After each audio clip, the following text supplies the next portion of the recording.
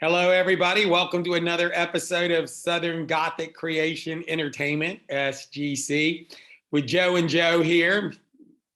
Something that we're going to talk about today, and this kind of goes into the cultural thing we were addressing that we both think is really important. We are of an age now where, and I've said it in some other episodes, we've got a little bit of breath. We've kind of seen the world. Don't make us right. Mm-hmm. I'll make all our perspectives right, but we have seen a lot. Okay. And talking earlier, getting ready for some of our other programming and everything, we were talking, and I was like, and we both agreed. The world we were born into does not exist anymore. True that. Okay. And there was a different amount of sensibilities, unless you're probably in your 40s, 50s, and 60s. This may sound interestingly different. And we don't want to emphasize that everything we thought was right. I used to teach students and I said, look, the good old days weren't always good. Mm-hmm. Okay. But they weren't always bad. Mm-hmm. But there was a different sensibilities of basically the way you saw entertainment. And there was some different sensibilities on the way things were viewed. So I know you like to talk about and it's very apropos right now, the cultural differences that were going on at the time dealing with the Vietnam War and all of the things happening. Yeah, when we grew up, I mean, there was, protesting was the norm, actually, because Right. we were in an unpopular war. A little later, the economy tanked when Jimmy Carter got into office. Mm-hmm. So at least when we were growing up, and we're boomers, gravitated towards comics, and they were rogue type comics. I mean, they weren't mainstream. I mean, we were talking about that the other day. Yeah. Mad Comics and Cracked and National Lampoon, which were parody comics, and then they were written to be offensive for all of my fans here. And they were offensive. They were brutally offensive. And they were written to be offensive. Right. And even the comics were, as Joe and I have talked about, we're going to talk a whole episode about Marvel and probably DC and the whole basis for the Superman, Batman, and all the Marvel characters. But comics were out on the outskirts, and I missed that. And let me explain everything if you're listening for the first time to SGC. I miss us being rogue because it's what I grew up in. Mm-hmm. It's weird because I've heard people say it with the Big Bang Theory when it came out, and it's such a popular show, and they're all comic nerds, and they said the nerds won, the comics won, and I kind of agreed, but I said, I really miss when we were outliners, right? You literally, when you were first a kid collecting comics, you lived in a world that nobody knew. In other words, everybody knew Batman and Superman and maybe Wonder Woman. But Spider-Man, Fantastic Four, Daredevil, Captain America, no, probably not. Not. You had a world where, especially if you were involved in superhero comics or the horror comics and even the Western comics and the war comics, they had characters that were not mainstream. If you went out right now and talked to anybody, they know who Iron Man is. They know who Spider-Man is. But he was kind of our secret. Okay? Right. And I think there was an element of comics that were rogue, and it was interesting because it was its own little secret. Like I said, even for DC, once you got past Superman and Batman and Robin and Wonder Woman, and you started talking about the Flash or Green Lantern or Hawkman or Green Arrow, you were in a world that not even other kids understood. Okay. So you were involved in this underground world, and this is what SGC will be about. Okay. And we will bring it up to date, but there's a little bit where I want people our age to be involved in interviewing. If you're younger, to understand all this stuff kind of happened. Okay. And it was rogue, and I miss it in the sense that one day we'll go into a deep dive on underground comics. But actually, they were just comics. They were probably very adult oriented, and I wasn't available to get them. Mhm. But we had little shops. And in Newport News, where Robert and I are humbly from, Newport News, Virginia, there was a shop called the Here and Now. To where you bought your blacklight posters, Mhm. your incense, and all the things that your parents wouldn't have wanted you to buy. Yeah. Marijuana paraphernalia. Out the hoochie hoo. There's a head shop. Okay. Right. Yeah. You could be 8 years old and you could have walked in there and nobody would have said a word. Nobody would have missed a beat. Okay. Right. So if you're younger than me and you're horrified, yeah, you probably should be, but I'm here to talk about reality. Mhm. Okay. But being from that era, it changed the fact that music even was rogue. Okay. And I was a gigantic Rolling Stones fan, and everybody knew who the Rolling Stones were. So Mhm. don't misinterpret what I'm about to say. But everybody knew who the Beatles were. Kiss, probably not. Mhm. Kiss comes to the Hampton Coliseum, and the Sunday after they show up, or the Sunday before they show up, they have a whole article. And oh man, I wish I'd cut it out. Kiss, Knights in Satan Service. You know that there were kids that couldn't go to that concert because of that thing. Right. I just was hoping my parents didn't read it, but I would have just blown it off. I don't know if they worship Satan or not. But even bigger was, okay, so when we were growing up, and I used to go to Virginia Beach all the time, and Yes. they still had big bands playing on the boardwalk. Yeah, Okay. yeah. I love big band music, but you're I do 100% right. too. But yeah, And but yeah, yeah. rock and roll was rogue at the time. Okay. Yes, it Now was. Yes, it was. it's mainstream. And I don't know, whenever a genre reaches the stadiums, I think that they've become the man, right? I mean, that's what it seems like to me. I'm gonna when I heard a college band played a song Iron Man from Mhm. Black Sabbath, I realized I'm not rogue anymore. Right. Okay. Um, and don't get me wrong, we're all gonna be in the old folks' home holding hands, singing Stairway to Heaven. I know. Yeah. Okay. But I'm talking about I miss it being rogue.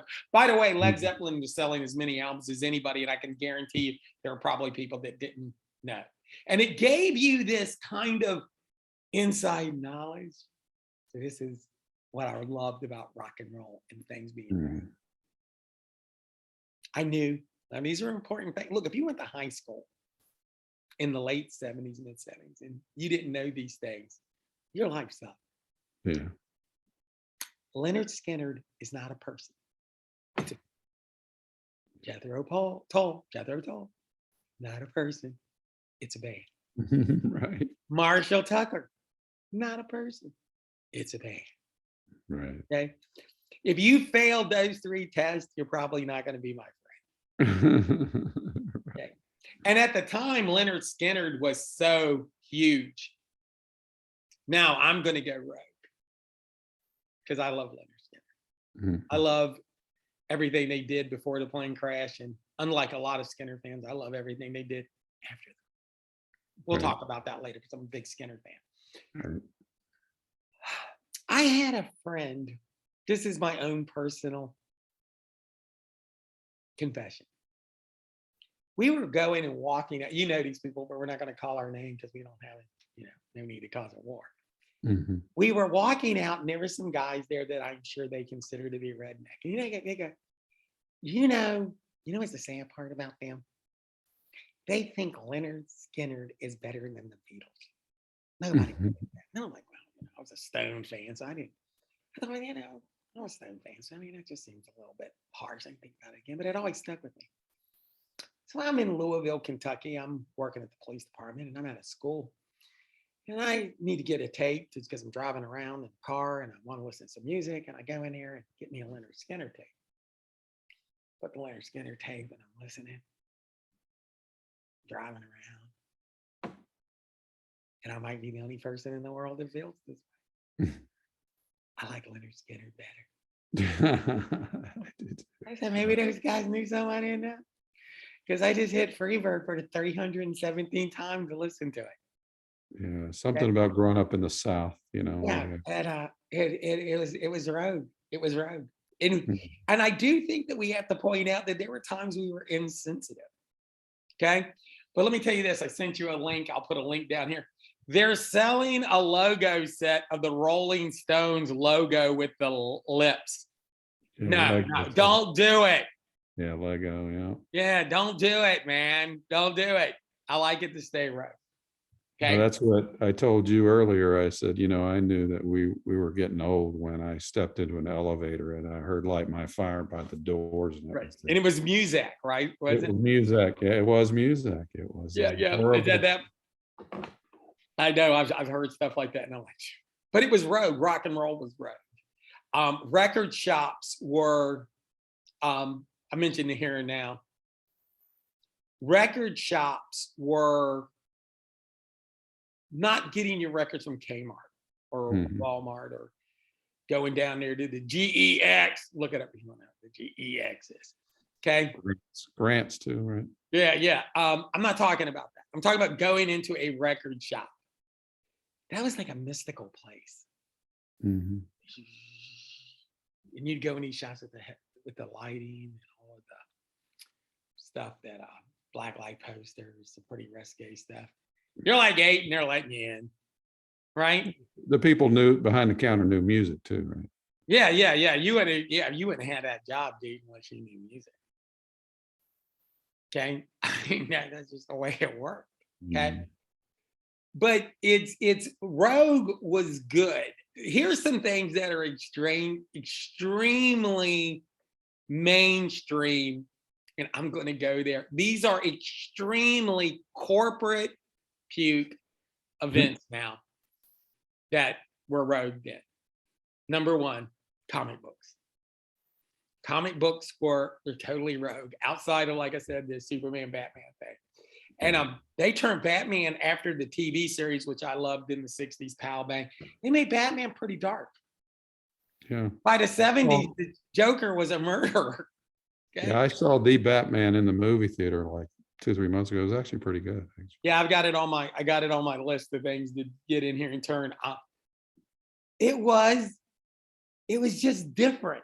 Mhm. Okay.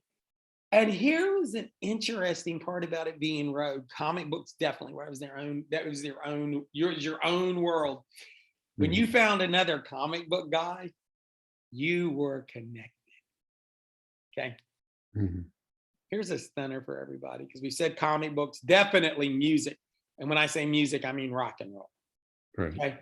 You would have had people who knew the Beatles, knew the Stones. They wouldn't have known Kiss. Not until it became Knights and Satan's Service. They would have not known Jefferson Airplane. Okay. Most people thought Bob Dylan did 3 songs. They would have known his whole body of work. Mhm. Okay. The Who, they probably didn't know. They may not even recognize the names. Okay. Now, don't get me wrong. Lou Reed, Take a Walk on the Wild Side, actually played on the radio. Do, do, Right. do, do, do, do. How that got through the censors, I don't know. Right. Okay. Another thing that was rogue that everybody would not understand was the National Football League. It was not the sport that it is now. It was on its way to become that sport. Baseball was still king. Yeah. But I miss barefoot kickers and punters. That's right, boys and girls. People used to kick and punt with 1 foot barefooted. Okay. Mhm. And I'll tell you right now, we're getting into political correcto land. The field goal with the longest field goal was a 63-yard field goal. New Orleans kicked it to beat the Detroit Lions, 63 yards. I believe the longest field goal up before that was in the mid 50s. So it crushed the record. I was Mhm. watching football that Sunday and they announced that the Saints had won 19-17, I believe. And they wanted to check it because they had just got it that it was a 63-yard field goal and they didn't believe it. That's a fact. Okay. Right. Tom Dempsey actually was missing a part of his arm and half his foot, the kicking Mhm. foot. He Yep. actually kicked with a special shoe that had metal on. Can't have Mhm. a metal shoe anymore. Tom Dempsey did. He was handicapped, as they would say back then, and we'll call it special needs now or whatever makes you feel good. But Right. the bottom line is nobody called it anything. They said he had half a foot. Right. I know that that would probably blow people's mind now that we were that brutal about it. And we use the term handicap, by the way. That's why I'm making sure I don't go too politically on the being kind side, because I'm talking about the fact that that's what we did. Okay. Yeah. This would not happen now. Tom Dempsey kicks that field goal with a steel plate on his shoe.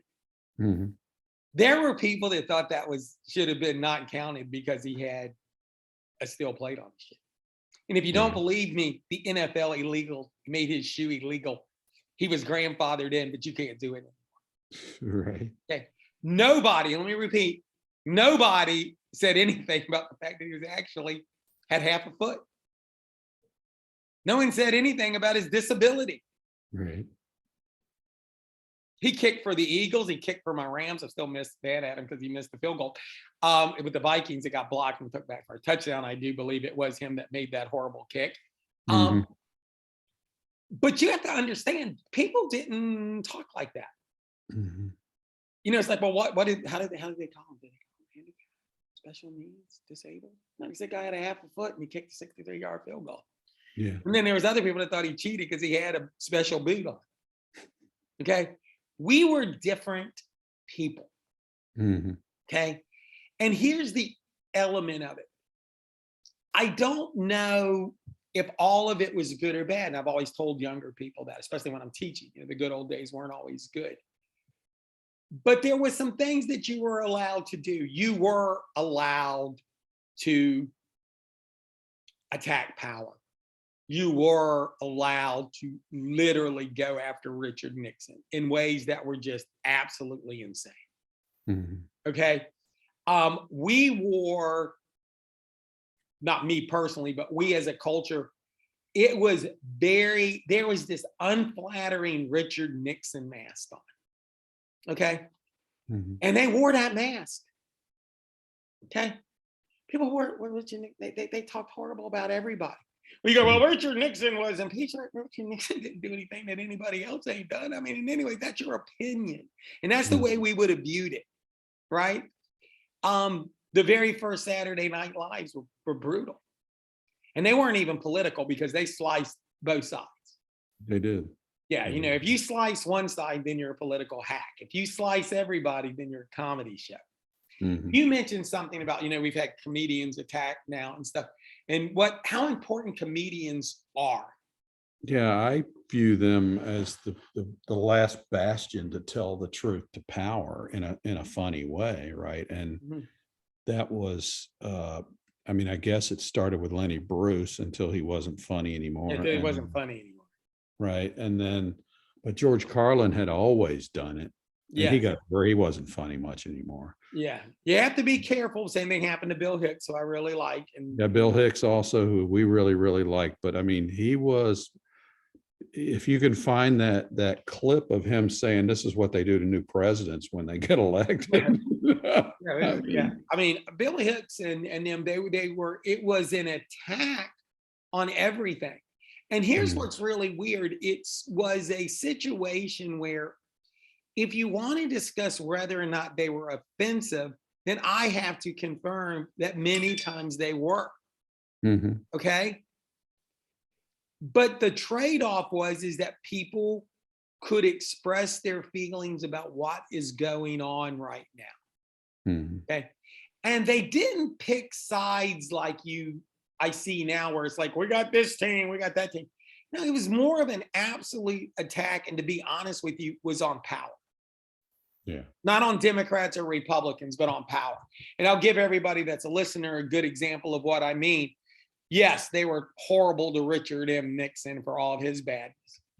And before he ever got convicted, they were on him before he even knew he did anything. But they weren't kind to Lyndon Baines Johnson either. True that. Okay. The part about being rogue was that you were absolutely doing things your way. Mhm. And there was an element that we were edgy without really worrying about that. We're edgy now, but here's the problem. You'll be edgy, and then if somebody insults you for being edgy, you start to cry. George Carlin. Well, that's where, this is where, and this is, we're going to try to stay away from the political aspects of it, but we have gone from politically correct to woke to cancel culture, you know. Yeah. So the rogueness of our nation, I'm not sure if it exists. Maybe it's underground again. Yeah, I think one of the things is that everybody has a voice now, and you can hear it no matter how much it doesn't make sense. And you can also now just get broke down into people choosing all sorts of different ways of doing things. And for better or worse, like I said, you know, it's almost like you see people having fits, and I'm like, you know, we just came from a different area that it was rogue. And you know, some things, like I'll give you an example where I, because of my age, I find myself to be a tweener. If you smoke cigarettes, okay, stop. It is horrible for your health.